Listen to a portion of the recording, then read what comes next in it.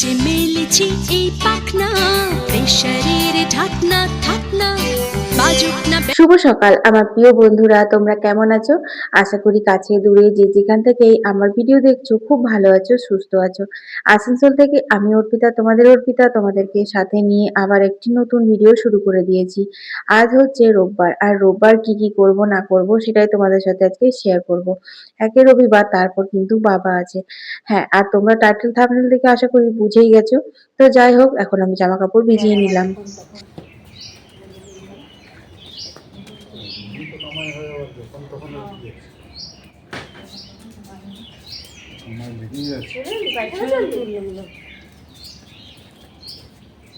চিন্তা করো। আর তো বন্ধুরা, সম্পূর্ণ ভিডিওটা দেখার অনুরোধ রইল, আশা করি তোমাদের খুব ভালো লাগবে। কারণ আজকে আমি বসন্তের সেরা রেসিপিগুলোই কিন্তু তোমাদের সাথে শেয়ার করব। আর বসন্তর অনেক রোগেরও কিন্তু উপশম হয় এই রান্নাগুলো খেলে।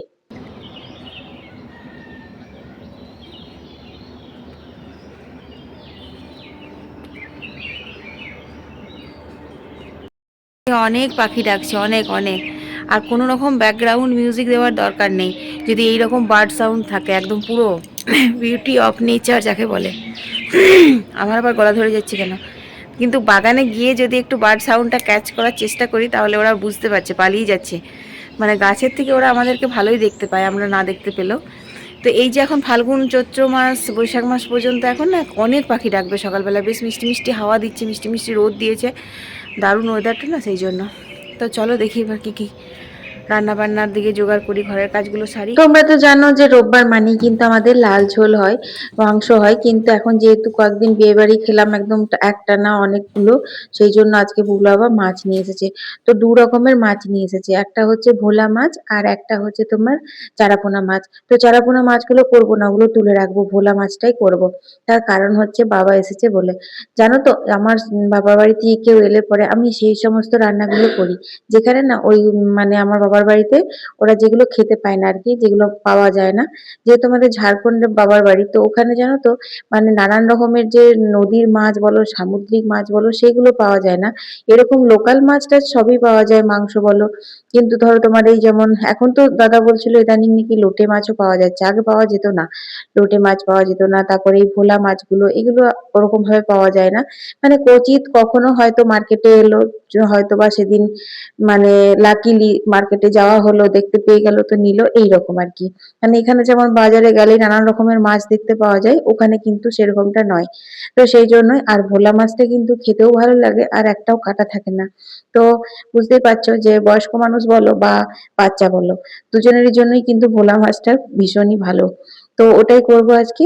আর বাবা ওখানে যে আমার সঙ্গে দাঁড়িয়ে দাঁড়িয়ে গল্প করছে, আর বাবার সঙ্গে গল্প করতে করতে আমি জামা কাপড়গুলো মেলে নিচ্ছি, কেচে নিলাম। আর এখন যদি মেলে দিই, যা হাওয়া দিচ্ছে না, তাতে করে শুকিয়ে যাবে।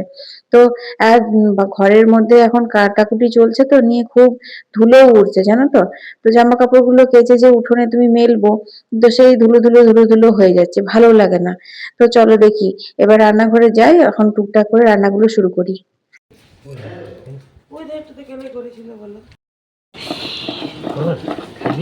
ফুল ফুটুক বা না ফুটুক, আজ বসন্ত।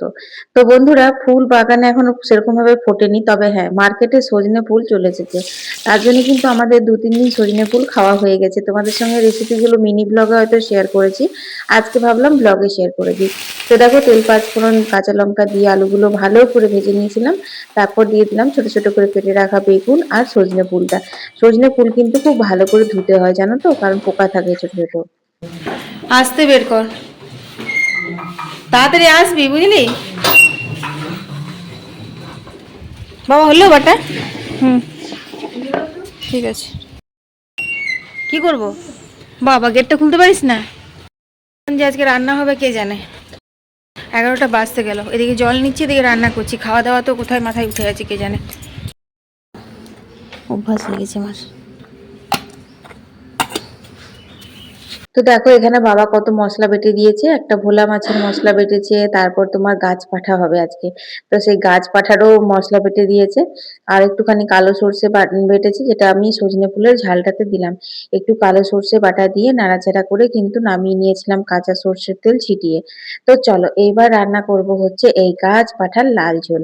এইটাই হচ্ছে দারুণ দারুণ, মানে এত ভালো হয়েছিল খেতে, তোমাদের কি বলবো। তেলের উপরে অল্প একটু গুড় আর দুটো তেজপাতা দিয়ে টমেটো গুলো ভেজে নিলাম। তারপর ওদিকে কিন্তু আমি মশলাগুলো ভিজিয়ে দিলাম। মশলা বলতে বাবা আদা গোলমরিচ একসাথে বেটেছিল, সাথে একটুখানি ধনে গুঁড়ো জিরে গুঁড়ো শুকনো লঙ্কার গুঁড়ো মিশিয়ে আমি ভিজিয়ে রেখেছিলাম। তারপর তেলের উপর দিয়ে এখন সুন্দর করে দেখো কষিয়ে নিলাম মশলাটা। তারপর দিয়ে দিলাম এই যে এঁচড় আর আলু, এগুলো আমি নুন হলুদ দিয়ে একটু সেদ্ধ করে নিয়েছিলাম। তারপর মশলার সাথে অনেকক্ষণ কষালাম একদম কম আঁচে। দেখো কি সুন্দর তেল ছেড়ে এসেছে, পুরো মাংসের মতো একদম গন্ধ বেরোচ্ছে। তারপর ওই এঁচোড় সেদ্ধ যে জলটা ছিল সেটা দিয়ে দিলাম। যে কোনো সবজিতে বন্ধুরা সেদ্ধ করে জল ছড়ালে কিন্তু তার পুষ্টিগুণ কমে যায়, তাই এঁচোড় সেদ্ধ করে আমি জলটা কিন্তু দিয়ে দিই। তারপর অল্প একটু ঘি গরম মশলা দিয়ে এঁচোড়টা নামিয়ে নিয়েছিলাম। নামানোর ভিডিওটা করেছিলাম জানো, এখন আর খুঁজে পাচ্ছি না এডিট করার সময়। তারপর ভাবলাম একটুখানি চাটনি করি, তো এখানে দু রকম চাটনি হলো। তো নিরামিষ রান্না বান্না হয়ে গেছে। এই যে এঁচোড়টা কি সুন্দর কালার এসছে দেখো, আর এখানে এই যে সজনে ফুলের ঝালটাও হয়ে গেছে, আর এই যে টমেটোর চাটনি, এটা মিষ্টি দেওয়া গুড় দেওয়া আর এটা গুড় ছাড়া। আর ওখানে ভাত হচ্ছে। তো চলো মাছটা এবার করে নিই। চলো বন্ধুরা এবার ভোলা মাছের ঝালটা করে নিই। ধনেপাতা কেটেছি, পেঁয়াজ কেটেছি, টমেটো কেটেছি। এবার সর্ষের তেলে মাছগুলো হালকা করে এপিট ওপিট করে ভেজে নেবো। এই মাছগুলো তো ভেঙে যাওয়ার ভয় থাকে না। হ্যাঁ, তবে সবসময় নাড়িয়ে নাড়িয়ে ভাজতে গেলে তবে ভেঙে যায়। এক পিঠটা হলে পরে তারপর উল্টে দিলে আর এক পিঠ সুন্দর ভাজা হয়। তো চলো এখন মাছগুলো ভেজে রান্নাটা আমি করে নিই। এই যে মেলেছি এই পাখনা, প্রেশারের ঢাকনা থাকনা, বাজুক না বেল শুরু হয়ে যাক, খেল জীবনটা পাল্টে যাক না। রোজকের গিন্নি, রোজকের গিন্নি, তেল নুন কড়াই প্রতিদিন লড়াই, আজ ঘুচে যাক না। ডাস্টিং ইস্ত্রি গ্যাস ধোপা মিস্ত্রি, মন ভুলে থাক না। রোজকের গিন্নি, রোজকের গিন্নি, রোজকের গিন্নি। উত্তর দিবস হাতে হাতে দশে দশ তাক লেগে যাক না। জীবনের গল্প হোক যত অল্প, খানিক বদলাক না। রোজকের গিন্নি, রোজকের গিন্নি, রোজকের গিন্নি। তো বন্ধুরা আমি যেভাবে ভোলা মাছের ঝাল রান্না করি সেইভাবে রান্না করলাম, আর এবার ওপর থেকে ধনেপাতা ছিটিয়ে নামিয়ে নিলে রেডি হয়ে যাবে। এখন বাজে হচ্ছে তোমার 5টা, একটুও ঘুমোইনি, একটুও না।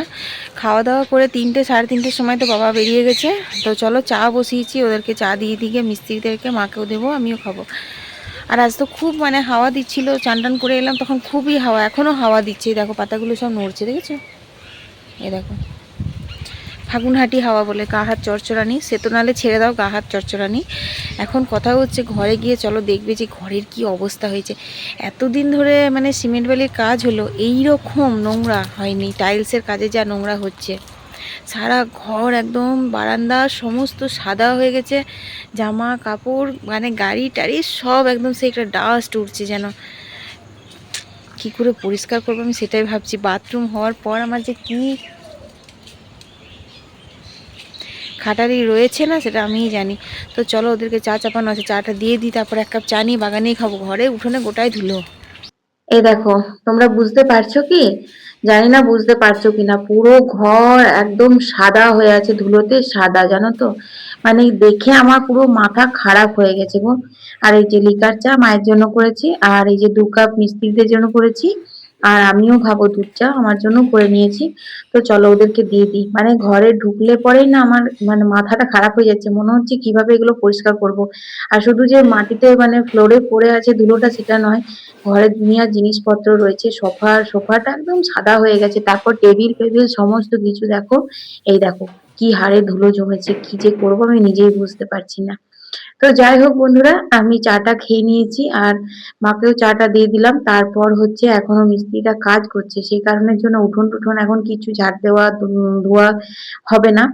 আর আমি এখন দেখো জামা কাপড়গুলো এইখানেই ভাঁজ করে নিচ্ছি, কারণ এখনো তো ওদের কাটাকুটি চলছে, পুরো ধুলো উঠছে জানো তো। এই জামা কাপড় নিয়ে যদি আমি এখন ঘরে ঢুকি, জামা কাপড়গুলো আমার কাচা না কাচা একদম সমান হয়ে যাবে, একদম ভালো লাগছে না। তো সেই জন্য ভাবলাম যে একদম তারে ভাঁজ করে কোনো রকমে দৌড়ে গিয়ে ওই ঘরটায় ঢুকিয়ে দেবো। ঘরটার দরজা বন্ধ করে রেখেছি ঠিকই, কিন্তু তাও কি আর ধুলো ঢুকছে না? ধুলো ঢুকছে, কারণ ঘরে ঢোকার পরে না একটা কিরকম ধুলো ধুলো গন্ধ উঠছে। আর আমরা বেশি বুঝতে পারি মা বেটা, কারণ আমাদের একটু ডাস্ট অ্যালার্জি রয়েছে, তো সেই কারণের জন্য। তবুও এখন যেহেতু অ্যালার্জির ওষুধগুলো খাচ্ছি, তাই কোনো রকম সমস্যা হয়নি। তাও এই সমানে যে আওয়াজটা হচ্ছে না, এত আওয়াজটা কর্কশ লাগছে, মাথাটা আজকে ধরেই আছে, সকাল থেকে মাথা ব্যথা করছে। কিন্তু কি করব, সবকিছু তো করতেই হবে। আর বাবা চলে গেছে তো মনটা যেন ভালো লাগছে না, মনটা খুব মন খারাপ লাগছে। মনে হচ্ছিল আর যদি 2টো দিন থাকতো তো ভালো হতো। তো চলো এখন আমি এই জামা কাপড়গুলো গুছিয়ে নিই গা, তারপর কখন সন্ধে দেবো, কখন কি করবো আমি নিজেই জানি না।